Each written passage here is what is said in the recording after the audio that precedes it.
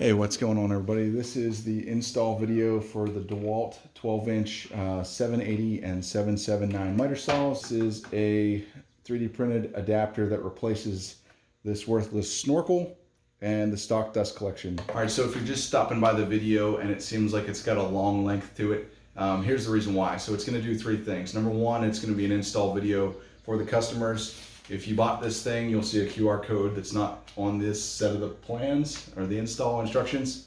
That'll take you straight to this video. After that, I'm going to go through a little bit of the capacities and show you that there's really not a whole lot of changes at all with this design to the stock capacities of the saw. And then I'm also going to do a before and after comparison test. I've got some black background that I'm going to put down, and I'll keep the same stock or I'll keep the same vacuum attachment to it, and I'll just show you some cuts before and after so that you can see the difference for yourself. I get those questions a lot on these install videos, but truly in the past I've just had these as install videos and not demo videos, but I'm going to make it a little bit of a demo video. So if you want to skip to any of those things I just mentioned, there will be chapter links down below. As I talk about different things, I'll put a link down below when I edit this video.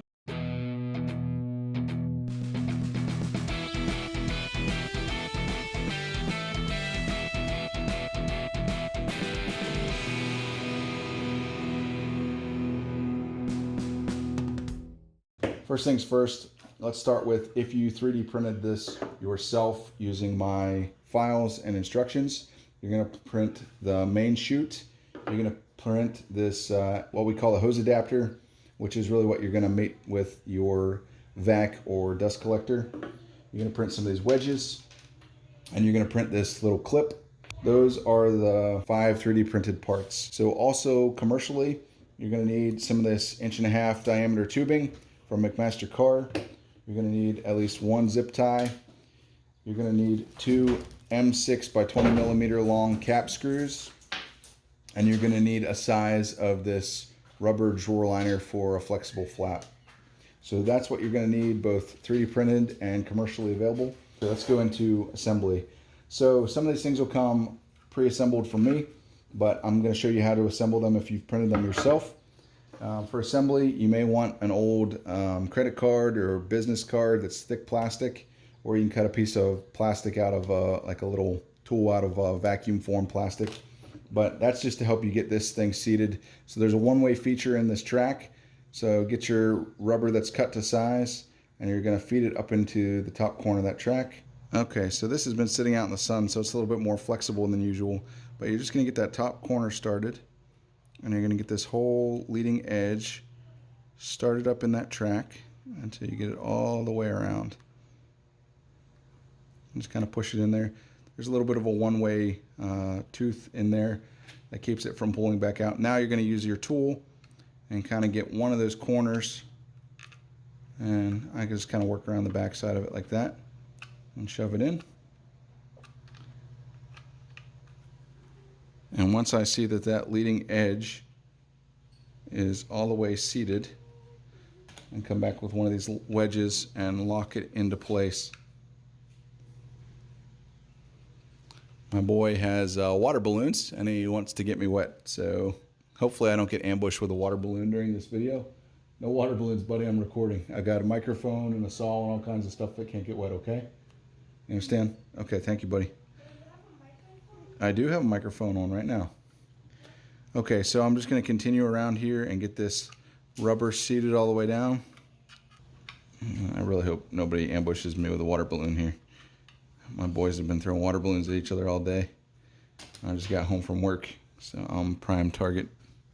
All right, so got the rubber in, got the wedges. Now we can kind of set that aside. So the next step for assembling is this has a thread modeled into it. So you're just going to take it and rotate it counterclockwise until it threads onto the tubing.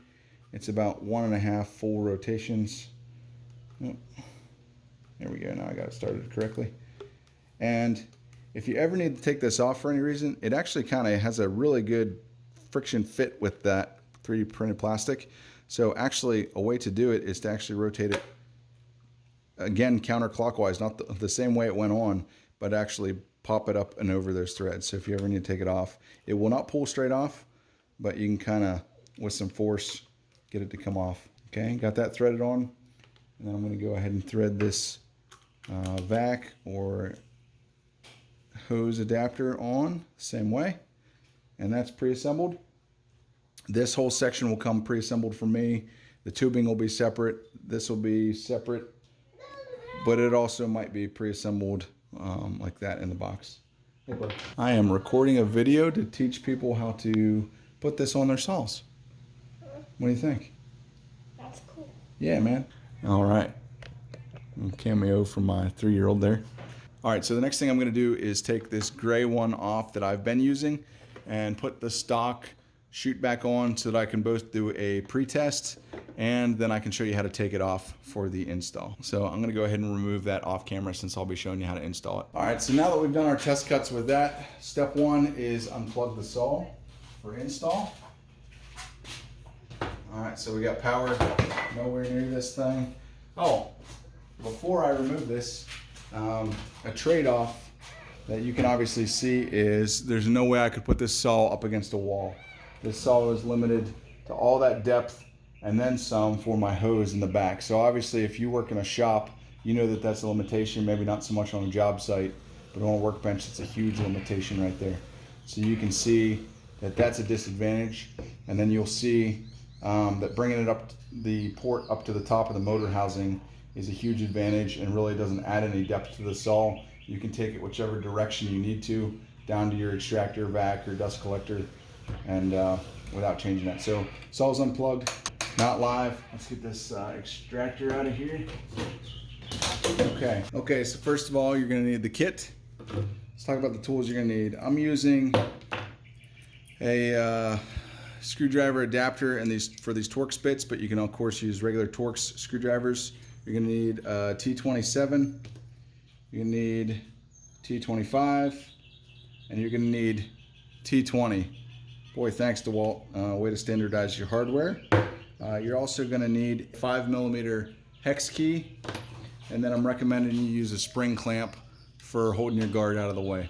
So those are the tools you're gonna need. Your saw also does come with, where's that here? Oh, I don't have the tool on there, but your saw does have a key that has 2 of these Torx bits on it, stock. So the first thing we're gonna do, of course, we unplug the saw. We're gonna get our T20 screwdriver and we're gonna remove a screw that's right here to detach our snorkel stock dust collector. So I'm gonna go ahead and go to the other side of the saw and show you that. Okay, here we are on the far side of the saw. You can see where the screw is right here.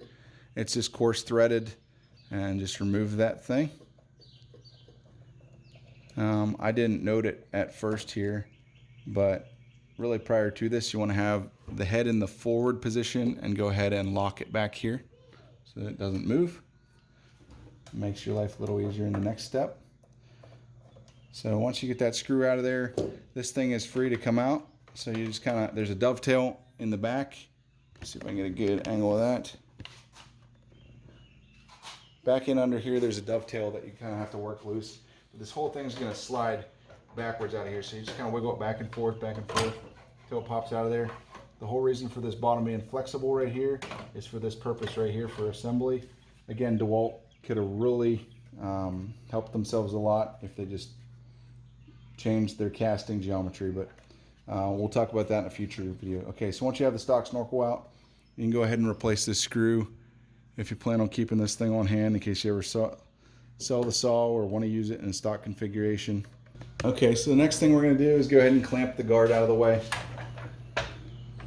I'm just going to clamp it between the casting and the top. Now I'm going to bring it around and show you another screw we got to remove. Okay, next I'm switching over to a T27 and I'm going to remove this guard guide arm. I don't know what else to call it. It's got this little bearing on it too. Of course, that's going to fall out of the way. So I've got that. Make sure you set that to the side and don't lose it. You will replace that again. Now, there's a couple different ways you can do this. You can flip the saw onto its back. You can put something under the front bed of it here. But the main thing is you're going to be accessing the underside of this area. You can also go and watch the removal video from the recall. I'll put a link to it for those that have the digital version of the plans. I'll also put a link to it down in the description of this video. But you're going to remove this thing. So the first part is, now DeWalt has you remove the blade before doing this, but you don't have to. I'm just going to press in on these 2 tabs here on both sides. I'm doing it on each side of the saw and kind of popping that down so these little bushings are out of their tracks, and kind of the spring is loaded. Now I'm going to lift up on the back here and push rearward. Hopefully this works here. Of course, I got it back in its, there we go. And there is a coil spring in there, so be careful of that. All that does is gives you access to this rear screw here. I think you're going to need your T27 again for here, so I'm going to remove the screw back here and on the right side. So while I've got it in this position, I'm just going to go ahead and remove this rear screw. Again, this probably isn't the best position to have the saw in, but for simplicity of recording and getting straight to that final test.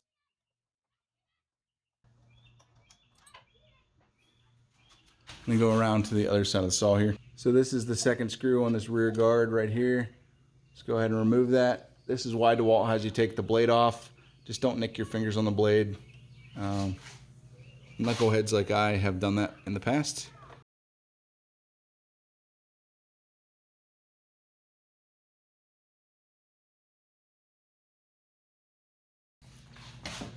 Now, these parts will not be used again. All right, so now that we got the rear guard assembly off and the stock dust collector off and our new and improved assembled, you're gonna need the 2 socket head cap screws from the parts kit, and you're gonna need a 5mm Allen key. Ideally, use as long as you have and a ball nose. I actually don't know where my ball nose is, so I'm just gonna use the short stubby guy and probably nick my fingers. But the whole reason why a long one is good is you got to reach up and in there, up under the underside of the saw. So the first thing you're going to do is just kind of bring this thing into position. You can do this with the blade attached. You can do it with the hose attached or not. It kind of finds its natural position there and just sits up in. It'll mate up as high as it goes. The next thing you're going to do is do the outside screw. So I'm going to actually bring you around to the other side of the saw and show you the same thing. Okay, so again, all I did was bring this up and in, and you can see this screw hole aligning there.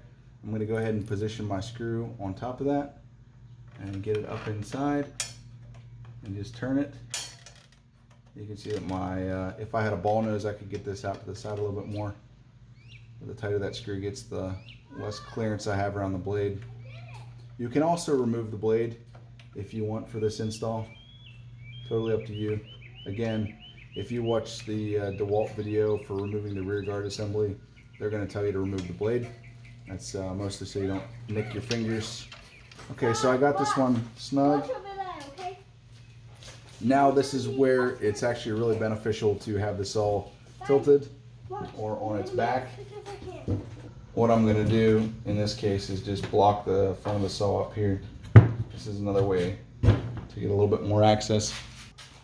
All right, so this next screw is going to go up inside here.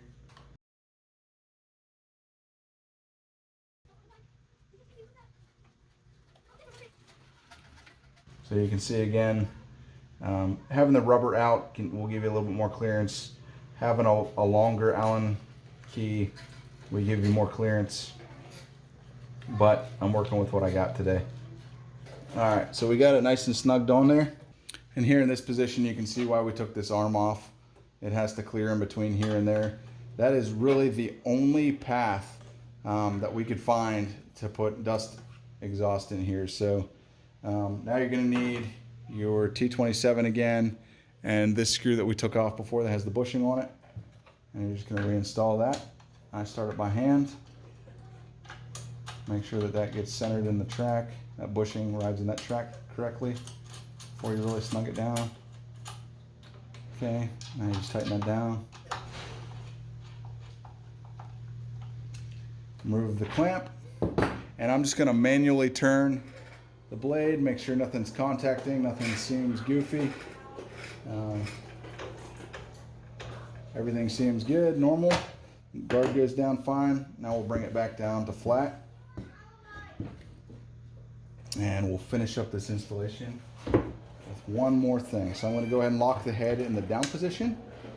And we're going to look at this screw back here. I think it's a what is this, a T25? Okay, so I'm going to switch out to a T25. My kids are in the background riding bikes and scooters. So if you can hear them, sorry. They're having a good old time. But T25 here, I'm just going to take this cord clip screw out. Okay, and get this little guy and put it right in behind. And it's a small part, but it works pretty well.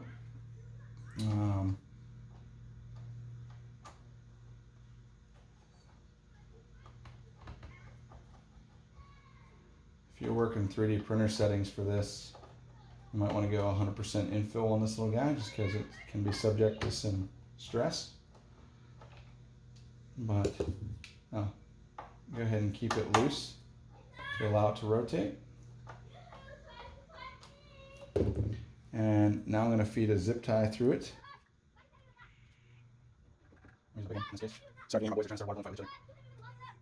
So now I'm going to zip tie this back as far as it'll go, just to kind of lock that in position.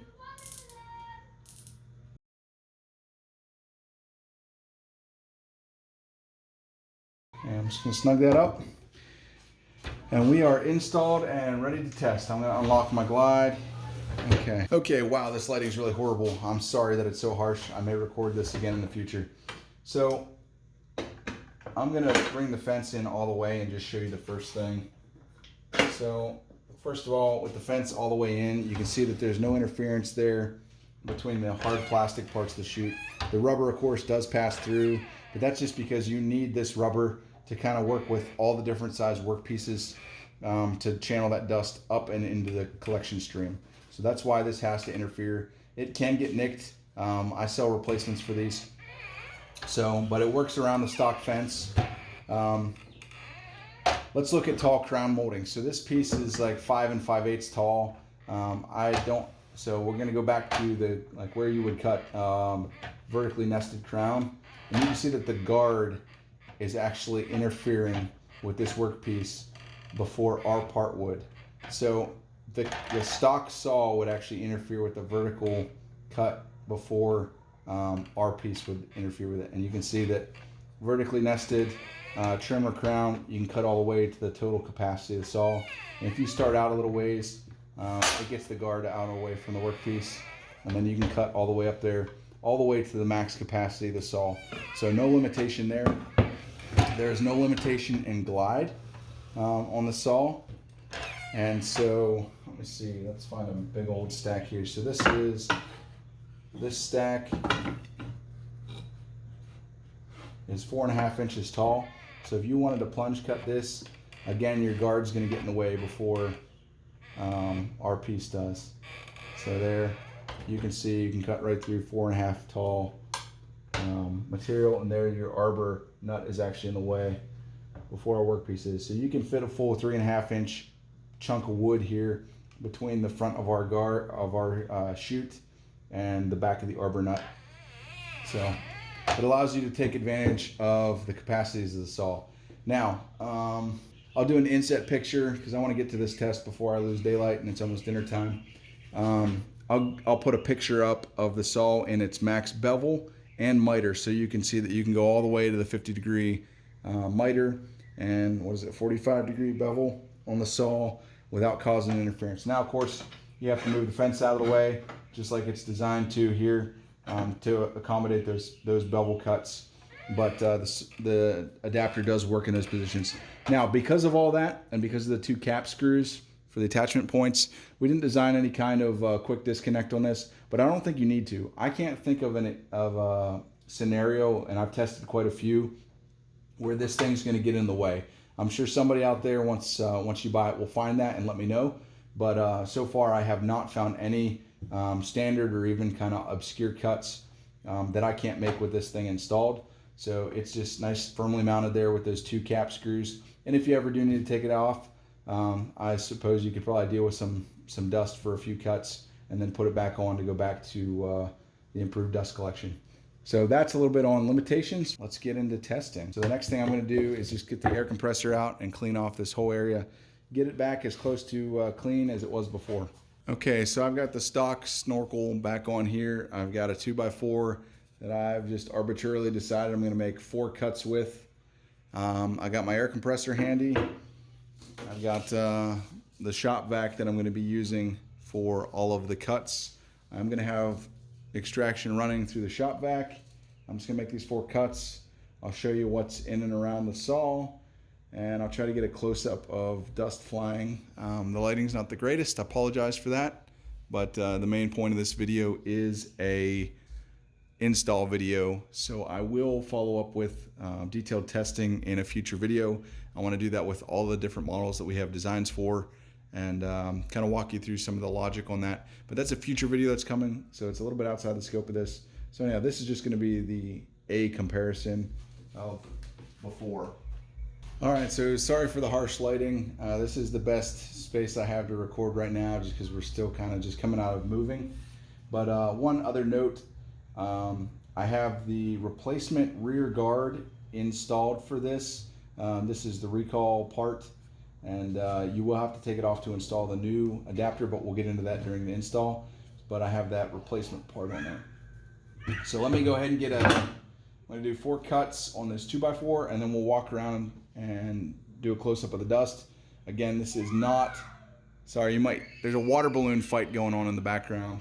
All right, so again, the purpose of this video is not primarily the test, but I'm including the test. So I will do that, a more detailed view of that in the future. This is just to show you a basic comparison. So this is the baseline. Let me turn on the vac here.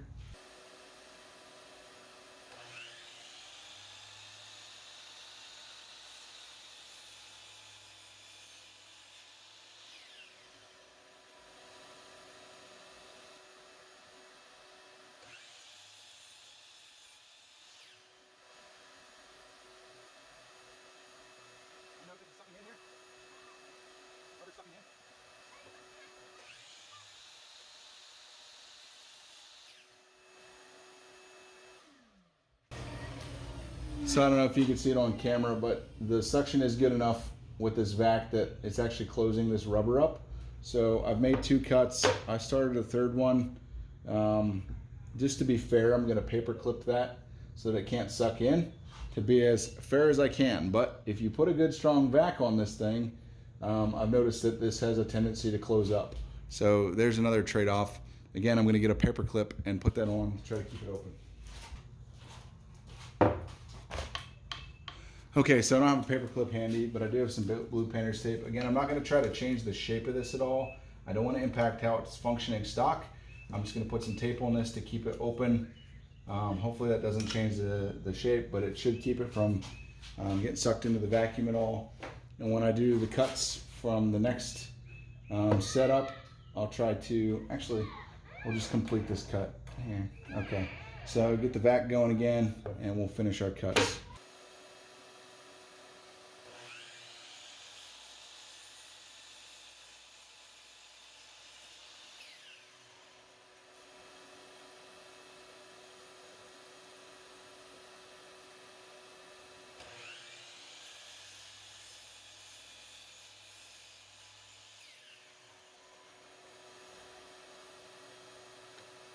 So I don't know if it showed on camera, but just opening that up a little bit with that flat piece of tape in the bottom made a huge difference.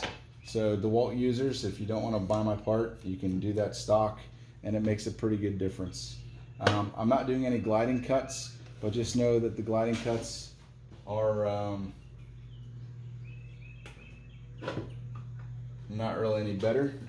So anyhow, let's give you a walkabout. You can see all the sawdust here.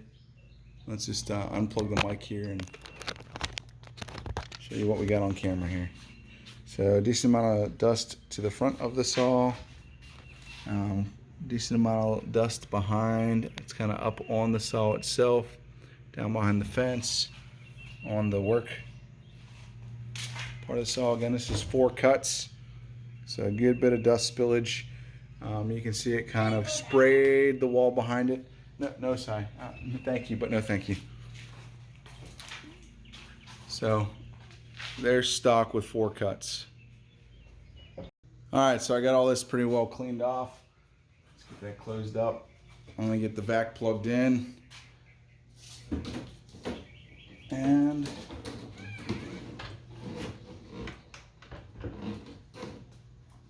we'll get to making our cuts. So this one's a little bit larger than the other one, so I'm just gonna give it a quick wrap.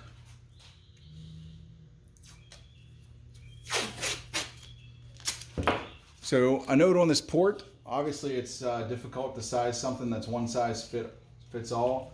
So we sized it so that if you're using a male or female connector to this stock port, you should be able to basically plug and play with it.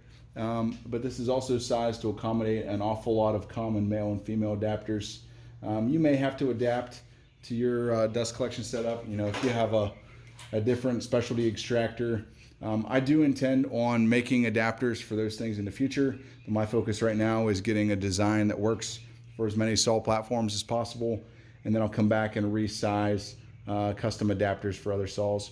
But that's my goal right now, and I'm trying to focus on that. And also prioritize, you know, good customer service and everything as we produce these things. So anyhow, without further ado, let's go ahead and make our 4 cuts. Here we go.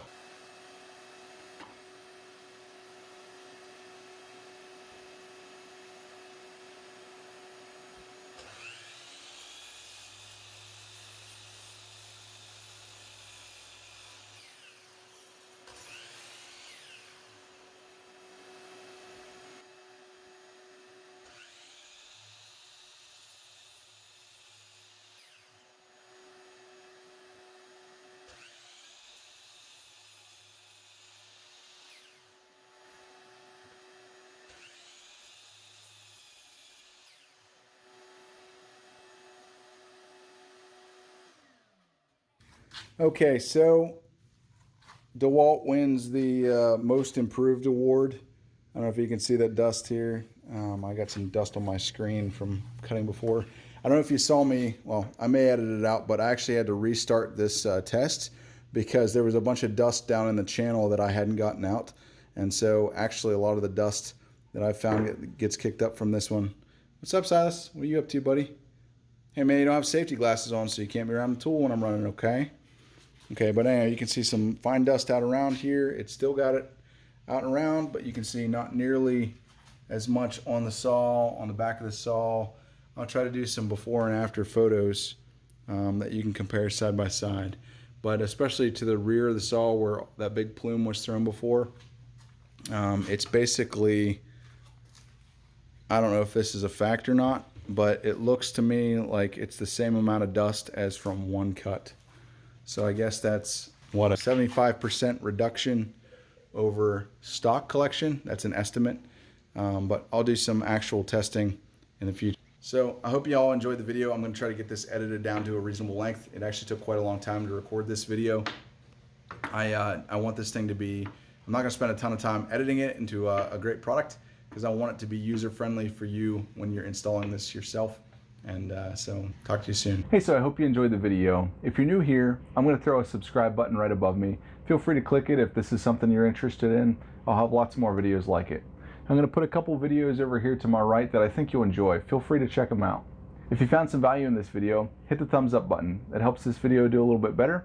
So do your comments. I'd love to hear what your thoughts are on this video or your tips that go along with it. Thanks again for watching all the way to the end of the video, and I'll see you in the next one.